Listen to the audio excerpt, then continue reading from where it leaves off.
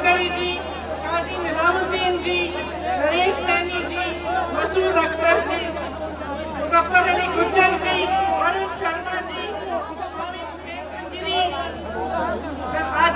नवीन आनंद जी, नदीम जावेद जी, सुप्रिया सीने जी, कमल किशोर कमांडो जी और इमरान मसूद जी, आप सबका बहुत बहुत धन्यवाद कि आप आज इस सभा में आए हैं।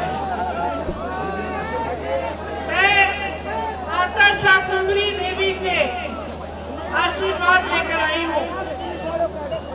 आप सबको मालूम होगा कि माता शाकुंभरी देवी की कथा क्या है। एक समय दुर्गम राक्षस ने बलदेव और इंद्रदेव को बंधक रखा था। उस समय भीषण अकाल पड़ा, बारिश नहीं आई, नदियों में पानी नहीं था। तब शाकुंभरी देवी अपनी 100 आंखों से दुनिया को देख रही थी। उनके दिल में दुनिया के लिए दया आई और उन 100 आंखों से उन्होंने आंसू बहाए ताकि नदियों में पानी आया और किसानों को बारिश मिली, आशीर्वाद मिला और उपज मिली। आज जो 3 कानून इस सरकार ने बनाए हैं वे राक्षस रूपी कानून है जो किसान को मारना चाहते हैं। आप इन कानूनों के बारे में अच्छी तरह जानते होंगे। पहला कानून कहाँ पे है? भाजपा के नेतृत्व के खरबपति मित्रों के लिए जमाखोरी के दरवाजे खोलेगा। आपको मालूम होगा कि 1955 में जवाहरलाल नेहरू ने जमाखोरी बंद करवाई, कानून लगवाया कि जमाखोरी बंद होनी चाहिए। उस कानून को आज बदला गया है। ये नया कानून बड़े बड़े खरबपतियों को मदद करेगा। आपको उपज का दाम क्या मिलना है, आपसे कब खरीदा जाएगा, कैसे खरीदा जाएगा, ये वो तय करेंगे। दूसरा कानून एक ऐसा कानून है जो सरकारी मंडियों को अंत में बंद कर डालेगा, क्योंकि उस कानून के तहत जो बड़े बड़े खरबपति हैं वो अपनी प्राइवेट मंडियां खोलेंगे और जबकि सरकारी मंडी में आपको टैक्स लगेगा तो प्राइवेट मंडी में आपको टैक्स लगेगा।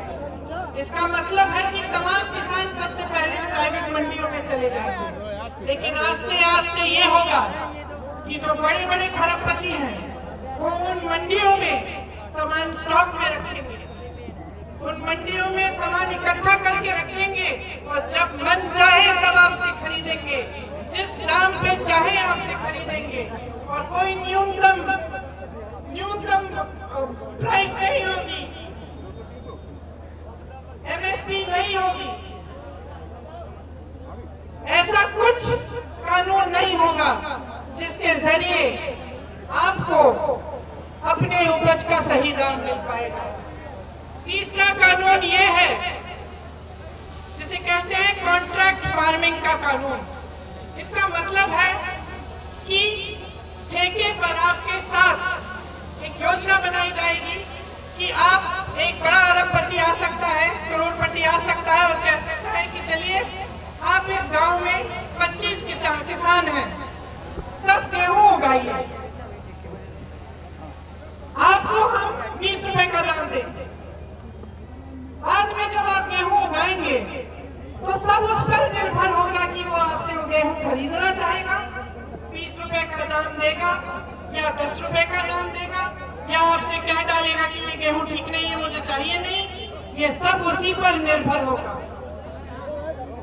तो ये जो 3 कानून हैं, ये तीनों कानून इस तरह से बने गए हैं कि सरकारी मंडियां बंद होंगी, न्यूनतम समर्थन मूल्य बंद होगा, नहीं मिलेगा आपको, और पूरी तरह जमाखोरी हो। इसका मतलब है कि किसान की आवाज झुकेगी और बड़े बड़े करोड़पति, बड़े बड़े खरबपतियों की आवाज बुलंद होगी। आपको प्रधानमंत्री मोदी जी ने पिछले चुनाव में कहा था कि जो गन्ने का बकाया है, जो खास तौर से इस पश्चिमी उत्तर प्रदेश की समस्या है, उसको वो हल करेंगे। उन्होंने कहा था कि सत्ता में आते ही 15 दिन बाद 15,000 करोड़ रुपए का जो गन्ने का बकाया है वो ब्याज समेत आपको देंगे। नतीजा क्या हुआ? 15 दिन नहीं, महीने हो गए, साल निकल गए, लेकिन गन्ने का बकाया आपको नहीं मिला। 15,000 करोड़ का आपका बकाया आपको नहीं मिला। लेकिन नरेंद्र मोदी जी के 2 हवाई जहाज 16,000 करोड़ रुपए में खरीदे गए हैं सरकार से। आप सोच सकते हैं कि इनकी जबान में कितना वजन है। इन्होंने आपको कहा था आपका बकाया मिलेगा। क्या किया इन्होंने? अपने लिए 2 हवाई जहाज खरीदे जिससे दुनिया भर में घूम सकते हैं। क्या किया इन्होंने? दिल्ली में संसद भवन की सुंदरीकरण के लिए 20,000 करोड़ रुपए सरकार के रखे। 20,000 करोड़ रुपए का सुंदरीकरण, 16,000 करोड़ रुपए के 2 हवाई जहाज और आपके 15,000 करोड़ रुपए का बकाया आज तक आपको नहीं मिला। समझ लीजिए, बहुत देख लिया आपने इनकी बातों का मूल आपने बहुत देख लिया। इनका 56 इंच का सीना देख लिया, जिसके अंदर एक छोटा सा दिल है जो सिर्फ अपने खरबपति मित्रों के लिए धड़कता है। वो किसान का दिल नहीं समझ रहे हैं। किसान का दिल इस धरती, इस देश की धरती के लिए धड़कता है, क्योंकि उस धरती को वो सींचता है। उस धरती से उसकी जान जुड़ी हुई है। उस धरती से ही, उस किसान ने ही इस देश को आत्मनिर्भर बनाया। हरित क्रांति, श्वेत क्रांति के जरिए इस देश को आत्मनिर्भर बनाने वाला किसान है। यही किसान का बेटा सीमा पर सुरक्षा करता है, सीमा पर तैनात होकर इस देश की सुरक्षा करता है, इस देश के लिए अपनी जान देता है, इस देश के लिए शहीद होता है। उसी किसान का बेटा एक जवान बनकर प्रधानमंत्री की सुरक्षा करता है। उसी किसान का बेटा प्रधानमंत्री के लिए तैनात होता है और उसे सुरक्षित रखता है। लेकिन ये प्रधानमंत्री किसान का दिल नहीं पहचान रहे हैं, किसान का रोज अपमान कर रहे हैं। इनके जितने भी पार्टी के लोग हैं, इनके जितने भी मंत्री हैं, रोज कहते हैं कि किसान नहीं बैठा है, किसान आंदोलन नहीं कर रहा है, ये सच्चा आंदोलन नहीं है। कहते हैं कि ये आतंकवादी है, ये देशद्रोही है। प्रधानमंत्री ने खुद संसद में किसानों का अपमान किया। क्या कहा उन्होंने? हंसे, किसानों को आंदोलन जीवी कहा। क्या मतलब है इसका? क्या मतलब है आंदोलन जीवी का? किसान आंदोलन कर रहा है अपने जीवन के लिए, अपनी मिट्टी के लिए, अपने देश के लिए, अपने बेटे के लिए जो हमारी सीमा पे खड़ा हुआ है। उसका मजाक उड़ाने वाला, उसको देशद्रोह कहने वाला, उसको आतंकवादी कहने वाला, वो देशभक्त नहीं है। वो देशभक्त कभी नहीं हो सकता जो किसान के दिल को नहीं पहचान सकता। इस देश को किसान ने बनाया है। 78 दिनों से किसान दिल्ली बॉर्डर पर बैठा है। मोदी जी अमेरिका हो आए, पाकिस्तान हो आए, चीन हो आए, लेकिन जिस शहर में रहते हैं उसके बॉर्डर तक नहीं पहुंच पाए। 78 दिनों के लिए किसान उनका इंतजार कर रहे हैं कि जिनको हमने वोट दिया, जिनको हमने सत्ता दी, जिनको हमने प्रधानमंत्री बनाया, वो हमारी बात सुनेंगे, वो हमारे पास आएंगे, लेकिन वो नहीं आए। उल्टा संसद में खड़े होकर उन्होंने मजाक उड़ाया। उनके मंत्रियों ने अब शब्द बोले, जो 215 किसान शहीद हुए उनका आदर नहीं किया, उनका अपमान किया। लेकिन जो इस देश को बेच डालता है,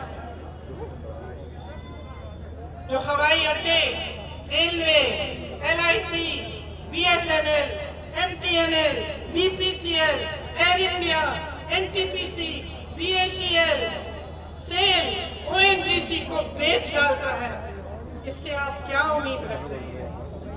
क्या उम्मीद रख रहे हैं? मैं आज यहाँ आई हूँ आपको बताने कि कांग्रेस पार्टी और मैं और कांग्रेस की एक एक नेता आपके साथ खड़े हैं। आपके साथ इस आंदोलन में हम खड़े हैं। हमारी शक्ति आपकी शक्ति है।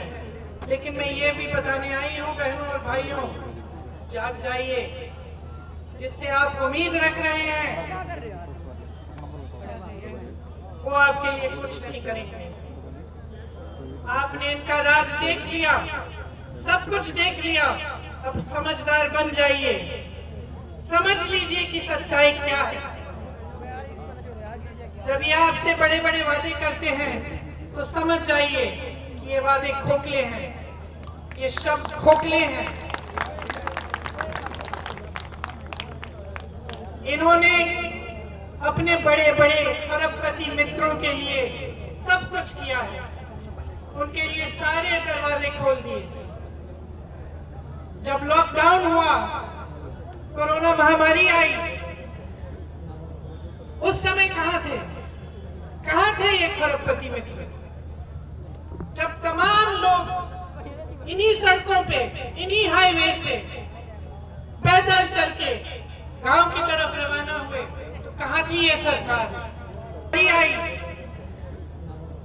उस समय कहां थे? कहां थे ये खरबपति मित्र? जब तमाम लोग इन्हीं सड़कों पे, इन्हीं हाईवे पे पैदल चल के गांव की तरफ रवाना हुए, तो कहां थी ये सरकार? क्या सुविधा बनाई? किस तरह से मदद की आपकी? जिन लोगों के लिए ये काम करते हैं वो लोग आपकी परवाह नहीं करते, ये खुद आपके लिए परवाह नहीं करते। अब समझ जाने की बात है, समय आ गया है, आप जागे, पीछे मत हटिए। आपने आंदोलन शुरू किया है, ये आपके अस्तित्व का आंदोलन है, ये आपकी जमीन का आंदोलन है। एक भी कदम पीछे मत हटिए। हम आपके साथ खड़े हैं, आपके साथ लड़ेंगे। जब तक ये कानून रद्द नहीं होंगे तब तक हम पीछे नहीं हटेंगे। आपको मालूम है कि कांग्रेस की सरकार के समय आपके लिए क्या क्या किया गया था। अगर कांग्रेस की सरकार आएगी तो ये कानून रद्द किए जाएंगे, आपको न्यूनतम समर्थन मूल्य मिलेगा, आपकी मदद के लिए कानून बनेंगे, आपको पीसने के लिए नहीं बनेंगे। हम आपके दिलों के साथ, आपके जीवन के साथ राजनीति नहीं करेंगे। आपका बंटवारा करके धन के नाम पर, जाति के नाम पर आपको अलग करके आपको तोड़ेंगे नहीं, आपको जोड़ेंगे। और मैं ये कहना चाहती हूँ कि इस आंदोलन में आप सब जुड़िए, एक एक किसान जुड़े, चाहे किसी भी मजहब का हो, किसी भी जाति का हो। पूरे उत्तर प्रदेश के किसान की आवाज उठनी चाहिए। जिस तरह से कुछ दिनों पहले एक किसान ने 40 क्विंटल गोभी सड़क पर फेंक दी कि मेरे कोई काम की नहीं है ये, क्योंकि उसको 1 रुपए किलो का दाम मिल रहा था। उस तरह से कभी नहीं होना चाहिए। आपको कभी जुल्म और इस तरह के अत्याचार नहीं सहने चाहिए। आप खड़े होइए, हिम्मत बनाइए, हम आपके साथ हैं। जय जवान, जय जवान।